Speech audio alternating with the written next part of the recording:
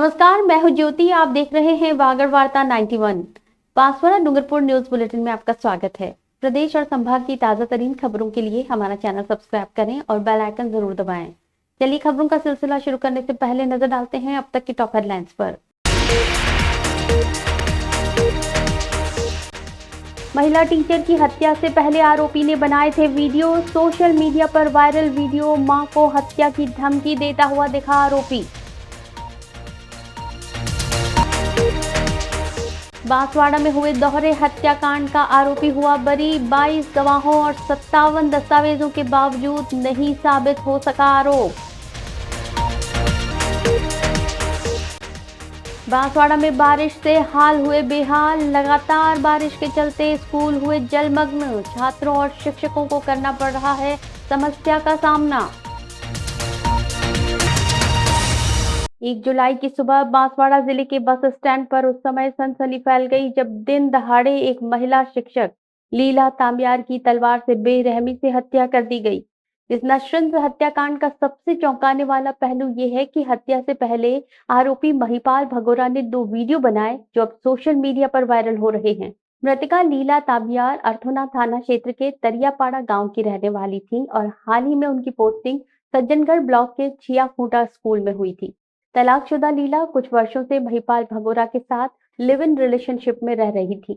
Video में महिपाल ये दावा करता है कि उसने लीला की पढ़ाई, कोचिंग और आवेदन फॉर्म तक का खर्च उठाया और उसे इस काबिल बनाया कि वो 2nd ग्रेड टीचर बन सके, लेकिन नौकरी लगने के बाद लीला ने उससे दूरी बना ली।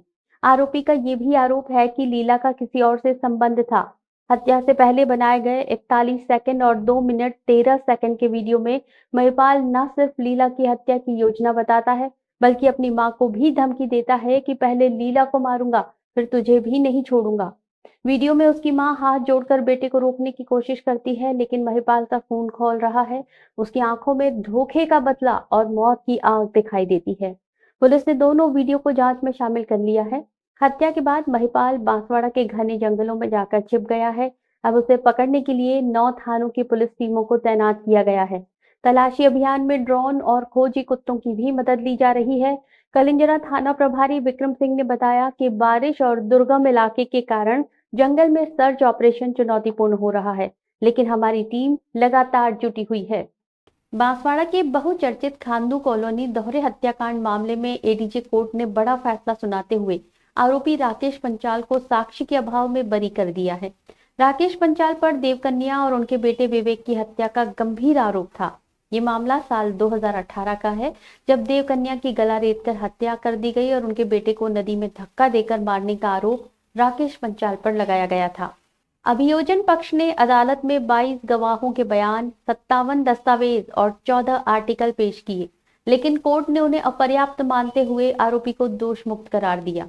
इस फैसले के बाद मृतका के परिजन और समाज का एक वर्ग इस निर्णय से संतुष्ट नहीं है। अपर लोक अभियोजक गौरव उपाध्याय ने बताया कि अभियोजन पक्ष इस निर्णय के खिलाफ राजस्थान उच्च न्यायालय में अपील करेगा। उन्होंने कहा कि इस प्रकार के गंभीर मामलों में न्याय सुनिश्चित करना आवश्यक है और सभी कानूनी विकल्पों पर विचार किया जा रहा है।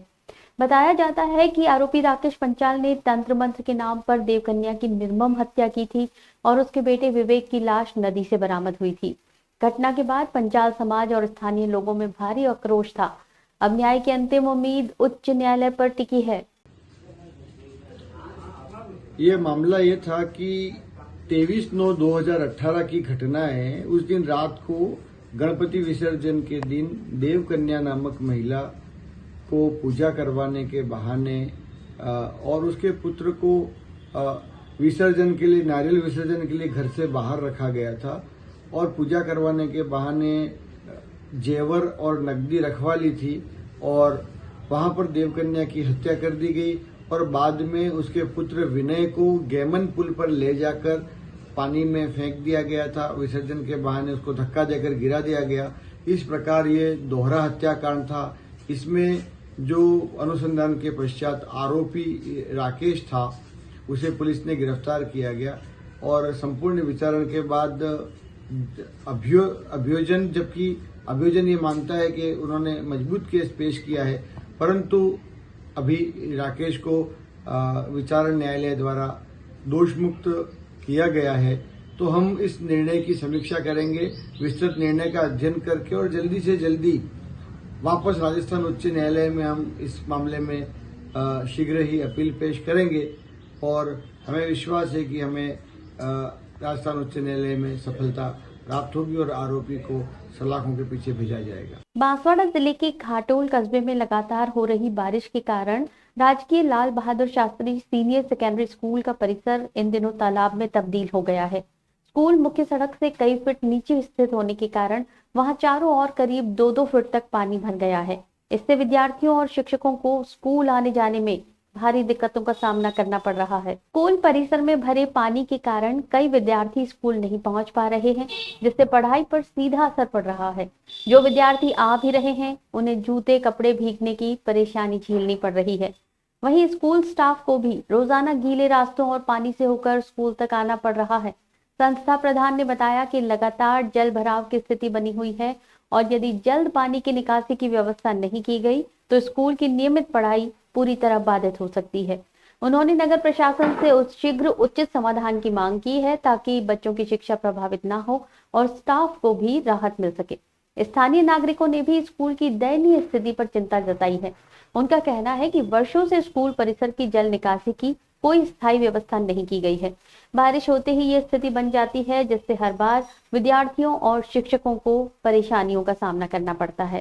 सागवाड़ा नगरपालिका क्षेत्र में स्थित रोडवेज बस स्टैंड अब जल्द ही नए स्वरूप में नजर आएगा। यात्रियों को बेहतर सुविधाएं देने के उद्देश्य से नगरपालिका और रोडवेज विभाग के अधिकारियों ने संयुक्त रूप से बस स्टैंड का निरीक्षण कर कई विकास कार्यों के प्रस्ताव तैयार किए हैं।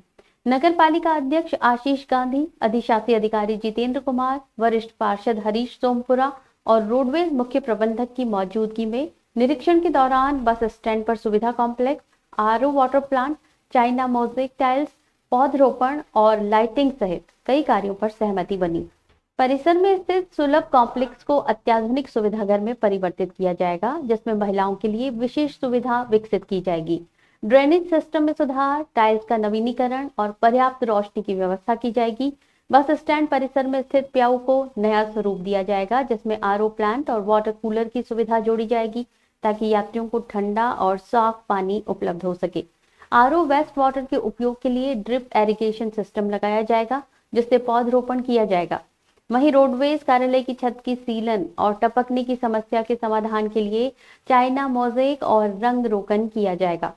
रात के समय अंधेरे की समस्या दूर करने के लिए अतिरिक्त लाइट्स लगाई जाएंगी। प्रस्तावों को रोडवेज प्रबंधन की स्वीकृति मिलने के बाद टेंडर प्रक्रिया शुरू की जाएगी।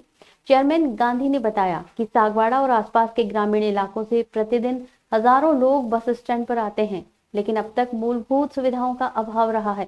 नगर पालिका अब इस दिशा में ठोस पहल कर रही है। वहीं पार्षदों ने सागवाड़ा से वाया आसपुर होते हुए जयपुर के लिए बस सेवा शुरू करने की मांग भी रखी, जिस पर मुख्य प्रबंधक ने रूट सर्वे कर जल्द निर्णय लेने का आश्वासन दिया। तो सरकार की ओर से और उसके अलावा मुख्यालय से उसकी ओर से निर्देश है कि साहब ये तो बस स्टैंड वगैरह जितने भी हैं उन पर आधारभूत सुविधाएं हैं उनको विकसित किया जाना है। उसके लिए आज मैं चेयरमैन साहब ने उनको बताया था और उनका इंस्पेक्शन भी हुआ है। तो ये अगर सागवाड़ा बस स्टैंड पर अगर तो पैसेंजर एमिनिटीज शेड्स वगैरह हैं, टॉयलेट्स हैं, सुलभ शौचालय हैं और इसके अलावा अगर आरओ वाटर है, इनकी फैसिलिटी है उनको डेवलप किया जाना है। आज मुख्य प्रबंधक जी डूंगरपुर के आग्रह करने पे आज बस डिपो का हमने निरीक्षण किया। बस डिपो पे यहाँ पे एक शौचालय बना हुआ है, उसको हम उनके निवेदन पे हम लोग इसको आधुनिक शौचालय बनाने की कोशिश निर्णय लेंगे। साथ में एक प्याऊ भी बना हुआ है, उस प्याऊ को भी हम लोग नया निर्माण करेंगे। साथ में जो डिपो का जो ऑफिस है उसमें जो दीवार वगैरह जो पुरानी हो गई है, ऊपर से पानी का सीलन आ रहा है, तो उस पर चाइना मोज़ेक की बात करी गई है, तो उसके ऊपर भी हम लोग काम करवाएंगे और जल्दी से जल्दी जो भी बस डिपो में कमियां होंगी उसको पूरा करने की कोशिश करेंगे। चलते चलते फिर नजर डालते हैं अब तक की टॉप हेडलाइंस पर। महिला टीचर की हत्या से पहले आरोपी ने बनाए थे वीडियो। सोशल मीडिया पर वायरल वीडियो, मां को हत्या की धमकी देता हुआ दिखा आरोपी।